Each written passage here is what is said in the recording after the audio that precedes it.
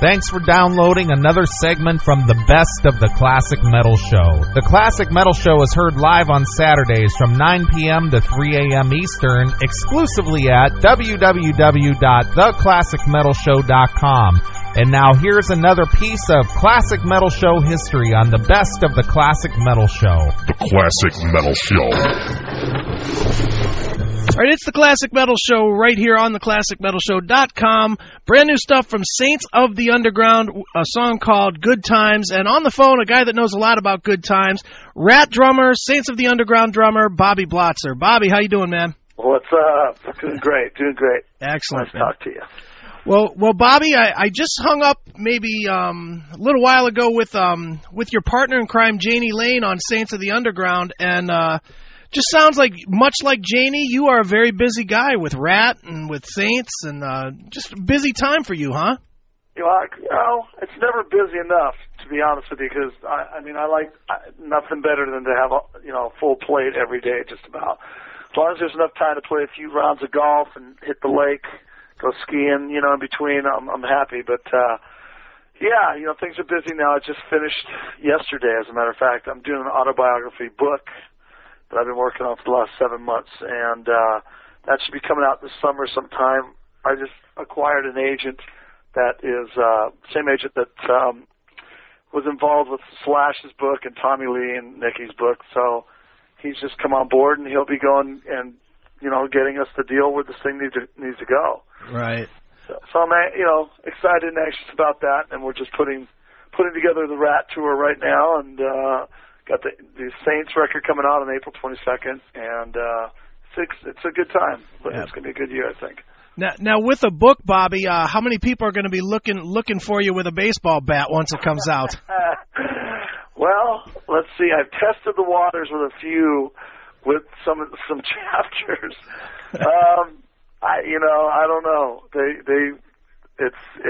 don't know. It's not really a snitch and tell book, It's more, this is my story, and this is where I've, come from point A to whatever point I'm at now. Who knows what that is, and if you're referencing the alphabet or whatever, you know what I mean? Right. 49, dude. I've been rocking since I was 13 years old, playing music, and it's a lifetime thing for me, obviously, and it's been a great ride, and it's continuing to be a great ride, and this book has got a lot of really funny stories and a lot of different things of different other friends of mine in famous bands and friends that are not famous, that things that we do and hang out, and great stories. Just I've gotten pretty good reviews from the few chapters, like I said, I have sent out, so it's encouraging. Well, with the new, I guess I'll call it a new band, Saints of the Underground. Obviously you've hooked up with Janie Lane, and you brought along some guys that I know from the past, as far as Robbie currently with Rat, and obviously Kerry Kelly. How did this project come to be? Because I understand this is kind of your baby. Well, so it became mine because here's exactly how it started. Originally in 2000. After Rat and Warrant went out and toured, I guess Janie put together a little jam band with Mike Fasano, who was Warrant's drummer at the time, and he got Kerry, who was Rat's rhythm guitar player, and Robbie Crane, and he had a little thing called Janie Lane and the Underdogs, and they just went out and played a bunch of kind of trippy material, cover shit, but a lot of like stuff that Janie likes, like Blink 189 and whomever these bands are. He likes turning Japanese, like new wave kind of stuff. Right. So I had went down and filled in for Fasano on a couple occasions, and it was fun. I like jamming with the guys, of course, and the material was pretty interesting to jam to. And then Lane split, and we brought in Karabi and changed the name up to the Angel City Outlaws. And then I started booking the thing, and when we were touring with Rat, and it was great because it was a way, while we weren't all on the road, to keep playing, making a few bucks, having fun, going out drinking beer and playing cover shit, And then it became stuff like the stuff that me and Karabi pretty much grew up on, which was a lot of Bowie, Stones, Queen, Beatles, Aerosmith, Cheap Trick, et cetera, et cetera, et cetera, on and on. And, we just had a good time with it. So I had eventually got a call about putting Rat on a Judas Priest tribute record, and Warren DeMartini didn't want to do it. He doesn't really like, I guess, doing tribute things or anything like that, which was a drag because, we were being offered a pretty good, payday for virtually an afternoon's of fun, right, on a Priest tin. So I basically just, when he said he didn't want to do it, I took it and brought the Outlaws in there. We all went in, had a good time at Carrie's studio, drank beers, and recorded this song and had a great time. Right. Everybody walked away with, a good little chunk of dough in their pocket for just nothing, And basically the production people that were putting this record together asked if we ever entertained doing an original record, which, of course I said, sure. We just haven't done that and haven't really planned it out or thought about it, because, we had thought and talked a little bit, but it was more on the lines of doing maybe a record of covers. But the short of it is that everybody, writes and has material. So when this came up to be, to me, to be asked if we were interested in a record of original material, absolutely was my response. And I went to the guys, and it took a lot of work, but I finally, got everything put together. And at that time, I had moved from L.A. to Houston, where I had opened a recording studio down there, and we cut the record there and mixed it in L.A. Andy Johns and I mixed it in L.A., and Janie was there at the mixes as well. Okay. But Carrie, myself and Carrie, we produced the record, and now it's coming out on Warrior Records, and it's a really good record. I'm very proud of it, and I think people will totally dig it. And I guess you were just mentioning Good Times. That's a song I wrote years ago, and that song has seen 3 different writing versions, and I really like this one. And Janie came in and put his 2 cents into the song, and I appreciated his, what he did, in changing it around to the extreme. It's not extremely different, but he's, because I put it on this solo record I did called 24/7.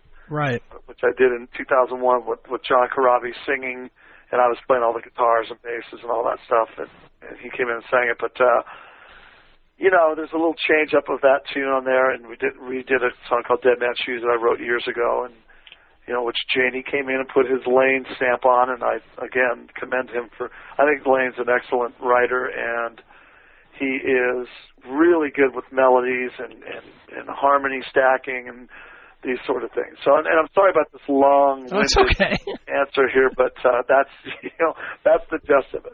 Very cool. Well, Bobby, this is not your first time doing a quote-unquote super group of sorts. You obviously did, back in when was that now, 89 or 90, the Contraband thing. Yeah. Obviously when you do these kind of records, it's, it can either be a really fun experience or it can be a test of whose ego is the biggest. How is this project different from the Contraband project? Well, both things were kind of sort of had the same mechanics. This one, or let's just start with the Contraband one. That one was put together by Alan Kovac, who was our manager in Rat, our band Rat's manager. He managed L.A. Guns. He managed Michael Schenker. He managed Vixen and a band called Shark Island. So all those bands I just listed were comprised the members of Contraband. So he was starting a new label and put that together. And for me, it was 2 things. Number one, the chance to get to play with Michael Schenker, because I was a major fan and still am a major fan of Michael Schenker's playing and songs he's written with UFO and such. Secondly, it was an excellent payday. He meaning Alan Kovac and the label were pretty generous, I thought, for what they paid us to do this thing. It took me, I rehearsed that stuff for like 3 days, and I recorded it and did all my drum tracks in, 4 days. So, for that amount of time, I think we made $20,000 a piece for that back then. So, and it was just fun. We were all in there at different times, so it wasn't, other than the rehearsal, I was in there tracking with, Tracy and Cher and me, and then, then Michael went in and did his solos, and Tracy went in and did his solos. Richard Black went in and did his vocals. I wasn't in the studio for any of that, Right. But same thing with this record, kind of, Kerry, Kelly, and I, and Chuck Wright, who we enlisted to play bass on it. Robbie Crane is in the band, but he was unavailable to do the sessions. So Chuck is an old friend and a great bassist, and he came out to Houston and basically, I showed him the songs on the spot. I can't remember. I sent him like some MP3s of some of the stuff, but some of the stuff it was like on the fly, Right. I mean, originally I was going to just play bass on the record, but we decided to, or Carrie for that matter, or Lane. I mean, all of us are, kind of multi-talented and versatile on different instruments, but, we went with Chuck, which was a good move for sure, because he's a hell of a great bass player and much better than myself. And, us three were in there doing that. Janie came down and started some vocals in my studio and then finished them up at Carrie's place out here in L.A., and that's pretty much it. And, we're all good friends, and it's going to be nice to take this out and tour it and play these songs live. I'm very anxious to do that, Sure. When do you think that'll be? Because I know everybody, obviously Cooper's touring, you guys are touring, Warrant's touring all summer. You guys going to have time to get out there on the road with this? I'm guessing probably fall. Okay. When this will happen, We were going to try and do some shows in April here. It just didn't pan out, There were logistical problems with getting, the dates together and this sort of thing. I've Rat shows right in the middle of the month here. I've 4 House of Blues shows on the West Coast, Vegas, L.A., Anaheim, and San Diego starting April 17th. So we'll be in rehearsing prior to those shows. That kind of chops the month up, you know what I mean? For us to make this, make sense on a level monetarily to put, this thing up together and do a run of a couple weeks, and rehearse it. It just wasn't working out, unfortunately. Sure. I hear you. Well, obviously, Bobby, the main band, I'm sure, is still Rat, and clearly, you guys put it back together last year. You brought Steven back, and I guess the obvious question, since we didn't get a chance to talk to you, last year before you guys did go out on the road, is how was it that you guys were able to put the bad blood behind you? Because obviously, in the press there was all kinds of bad blood and there was lawsuits and everything else. That's a lot of bad blood to put in the past, and and then work together again. I can speak for myself. I can't really speak for Warren and Steven. It was an insanely tedious thing to get this going.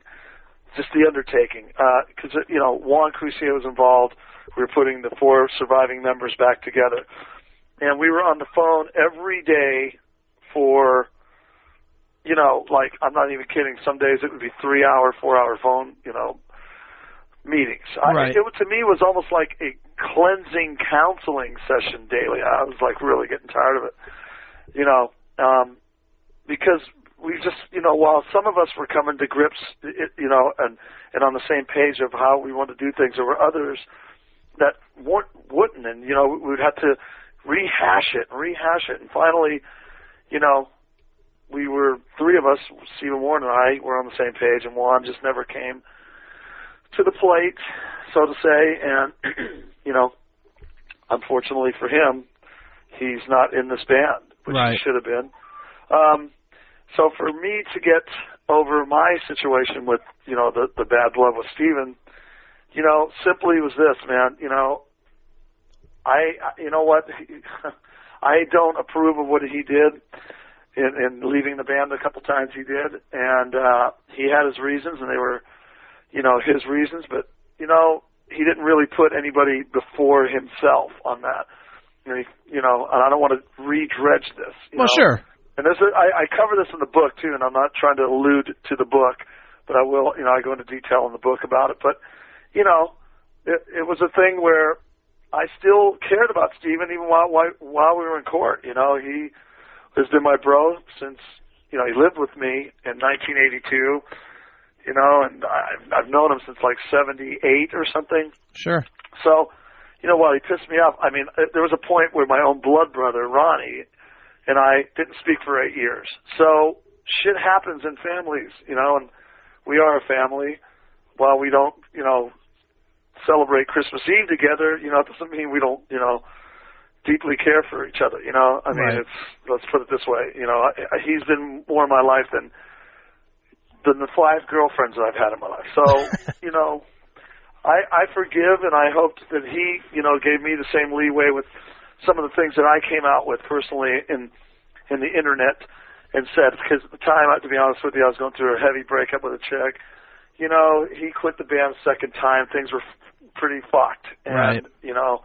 I didn't really realize what I was doing on the internet. I felt like I was just, getting, sticking it to him. You know what I mean? Personally, I just didn't realize because I was new to it at the time, to be honest, So, in hindsight, I wish I would have done things different. I've made my apologies and stuff to him, and he's made his to me, and we're tight. And it's still, like any relationship, that you're involved in. And when I say relationship, being in a band is like being married to 4 different people. Right. The same shit. So it's 5 times as hard to keep that going as, and you and everybody else knows, to keep your marriage and whatnot going. It's a struggle, and you got to work at it. So same thing occurs with the band. Now, obviously, Bobby, when you guys were out on the road last year, you guys got really good reviews, probably better than, back in the day. Were you surprised that the chemistry was still kind of there after everything that's gone on? Well, it's the first time I've sensed any hunger in a long time and again, I'm not soloing Steven out, but like the last tour, let me rephrase this. When we were out with Jizzy for 7 years, while this bullshit was going on with us and Steven, it was nice to be out there playing for the fans still, making my living, playing big gigs. We had a lot of good tours and stuff, but it never had the feeling of Rat to me, while we were presenting Rat catalog songs, which I enjoyed playing and people enjoyed. Some people liked coming to see us with Jizzy, some didn't. But, it really I didn't realize until we got in the rehearsal room, and I remember the day clearly last year because my mom died the first day of our rehearsal for that tour. Oof. First day back with Steven, and she was always a very staunch supporter that we get the band back together, Right. And she passed away May 7th, our first day of rehearsal. We just finished rehearsing. And I remember we just, at the end of rehearsal, just started playing the EP songs, which we hadn't played, Warren and I, in years, and we hadn't played it with ourselves or with Steven. But that day, we finished that day with the EP stuff, and I was like, fuck, this is a trip, man. Right. And, because it really brought me back. And Steven was singing really good, and the band sounded tight. It was Warren and me, Karabi and Crane and Piercy, and I was like, all right, dude, this fucking sounds like Rat. You know what I mean? Right. I was excited. I was very excited. So I thought Steven performed very well on that tour. He had a very good sense of hunger. And, he was more intense than prior tours. We got back together in 97, 98, 99. He was kind of a different, I don't know. He just didn't have the fire that he had prior to that or had this past summer. And, we're still playing all the time, but that tour in particular, when we started, that tour last summer was great. Sure. Great big gigs, and it was fun. Do you think that some of that fire back from Steven came from the fact that he's really got himself cleaned up a lot since that last run with, I think that was on the Poison tour, the last run, right? Absolutely. The old days. Well, I feel that way, and I'm sure he feels that way as well. And I know he's, pretty proud of what he's accomplished in, conquering the demons that, he needed to conquer. Sure. Which is, partying like he was before. So we've all slowed down pretty much, in our partying thing. Even though we have a good time every day and every night out there, it's just, nobody digs waking up with hangovers. We're more in focus of realizing that being hungover affects the show the next day, and it's just, you just got to be more moderate about your habits. Right. So I'm glad that he made the choice he made. I think it was a wise choice, and it's benefited the band. Well, Bobby, I want to go back because you referenced Jizzy there for a minute, and I got to call you out on the carpet a little bit, man. There was a thing, obviously Jizzy was in the band for 7 years, and then when Steven came back, you were on record as kind of, saying some things about Jizzy, like he was just there. You know what I mean? Like he didn't help carry the band through that time. And it came, at least to me, it came off pretty condescending. Like, you couldn't find a guy that sounded like Steven, so you sort of settled. And I don't know, man. That's first of all, I've heard before that Jizzy made mention to Robbie that he thought that I dissed him in interviews and shit.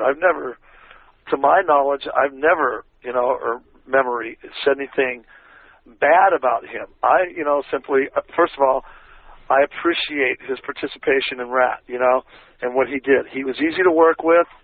Him and I never argued, and he was professional.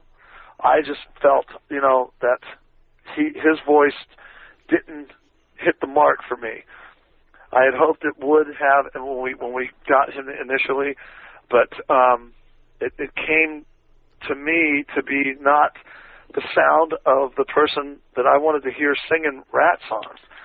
And I kind of base that on when I see other bands replacing their lead singers, they generally get someone that sounds almost just like the guy. Right. And that for me is what at the time when we got him. And I was so pissed at Steven, the last thing I wanted was anyone that remotely looked like him or sounded like him. I fucking hated the guy at the time. Right. He was ruining our life again by quitting in the middle of a tour. That's all I knew, and that's all I recognized. And, thus hence, entered Jizzy. But I have nothing bad to say about Jizzy. He's a professional. He's got a trained voice. And it comes from a band that's pretty, renowned for what they did, the Love Hate band, and God bless them, and I wish them nothing but the best. Well, obviously, Bobby, in here with 2008, Rat is busy. Rumors are that there's going to be an album, roughly by the end of the year. Any truth to that? There is. We're right now in the process of putting the nuts and bolts together on what we're doing on this summer's touring schedule, because there's 3 different lineups of things we can do, and we're trying to put together what is the best for the company, and that's the main thing we're working on right now. As far as the record goes, there's a couple of different offers from different labels. We haven't made the decision yet. We're just starting to meet with producers. I know Stephen and Warren have some ideas down. I got some stuff in the can. I haven't officially started writing yet because it's just, for me, until the absolute green light is okay, we are now in pre-production mode, then I'll get into that, because I'm just not into, I got the Saints record coming out. I don't have time to do a solo record, so I'm the kind of person when I write, for my own, just myself, it's for something. I'm writing for a record that's, I know it's going to get done on such and such date, commence, you know what I mean? Sure, absolutely. I'll just sit around and stockpile 65 songs kind of thing. Well, but before we end this, Bobby, I want to go way back to the Out of the Cellar days, just for one quick question. Sure. We had Bo Hill on the show a couple of weeks ago, and he indicated to us that when he was working with you guys, that he was a guy that kept a staunch early schedule and had you guys coming in at 10 o'clock in the morning. Now, what I know of Rat, and from seeing you guys over the years, I find that very hard to believe. It's hard for me not to just stop you in your tracks, because Bo Hill was such a dictator. He, and not only a dictator but a manipulator. And number 1 and 2, those are the number 1 and 2. Number 3, let me just preface that by saying the guy had great musical ideas, and good harmony ideas, but, his procedures in the studio, I don't favor. We would never work with him again. And when he's saying he had us in there 10, he has us in there 10. And you know why he has us in there 10 sometimes? Because he'd be in there using our studio dime. This is what I've been told, using that to record Fiona and such. And that he could be out of there. It was definitely not a very democratic society working with him. And I think a lot of other bands that I've talked to that have that same feeling, and I don't embrace that. Right. So, I do have thanks to Bo on different stuff he accomplished with rap, but I definitely have other things that would prevent me from ever visiting that again, too. I hear you, man. Well, Bobby, obviously, man, Saints of the Underground is in stores on April the 22nd, and obviously, if people just keep their eyes open, their Rat is more than likely going to rat and roll their city. So what am I missing that you want people to know? God, I don't know. Nothing really. I think we covered everything. Just keep an eye out for, when Rat will be coming through. We'll be announcing this tour soon. Keep an eye out. I got this MySpace page, which will have book info for which publisher we're going with and when that'll be hitting stores. So that's about it. I'm, not just sitting here trying to hawk stuff, but, sure. That's the business at hand here for myself. And, right, sure. Looking forward to getting out there, obviously, as always, and spending summer having a great time on stage and playing for people and just enjoying life, Well, Bobby, before I let you go, I have to ask you what's known as the traditional classic metal show question. We ask this to everybody, and we get a whole lot of answers, and I'm sure you've got one as well. How has Lemmy from Motorhead influenced your career? Not at all. Not at all. There's not. I think maybe he loves the Beatles. Okay. But that didn't influence me. I know Lemmy, he's a friend and stuff, but, there's no influence whatsoever from Motorhead into...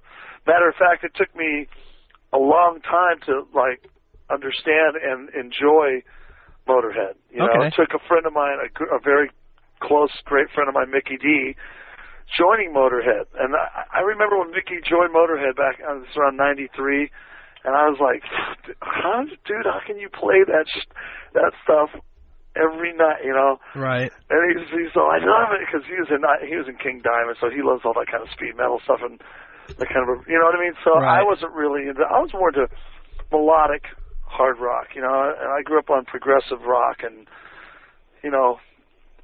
it's just Motorhead wasn't my cup of tea, but I definitely grew to respect and love that band. So, right on.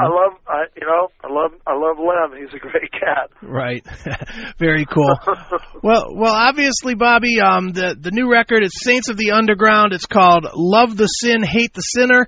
Out on April the 22nd. And Bobby, as a tradition on the show, we always let the artist pick a closing track. It could be one of yours, something you've played on, or something you didn't play on. Just what do you want us to play, and maybe give us a little story about it. Let's just go left field here, since just going off the last question we did. Why don't you play First Impression by Emerson, Lake and Palmer? All right, very cool. And why that one? Brain salad surgery, great drumming, great musical number. As a matter of fact, play part 1 and part 2. All right, we will do that. And the story behind that is it's just a record that I loved when it came out. I think that record came out in 74. And when I was learning to play drums, I was trying to learn, I was already playing to all the records that I loved, by likes of, the Beatles and Sabbath and Johnny Winter, Grand Funk, Deep Purple, Led Zeppelin. But I was trying to learn how to play some more intricate, crazy stuff. So I started, putting the headphones on and playing to Emerson, Lake and Palmer. And any drummer can tell you, man, it's not easy to play that stuff. So, and my son's a drummer, Michael. He's a great drummer, and he can play this stuff really well. So I'm dedicating this to Michael. All right, well, here it is. This is Emerson, Lake and Palmer right here on Your Classic Metal Show. Thanks for checking out the Best of the Classic Metal Show. You can tune into the Classic Metal Show live every Saturday night from 9 p.m. to 3 a.m. Eastern, exclusively at www.theclassicmetalshow.com. The Classic Metal Show.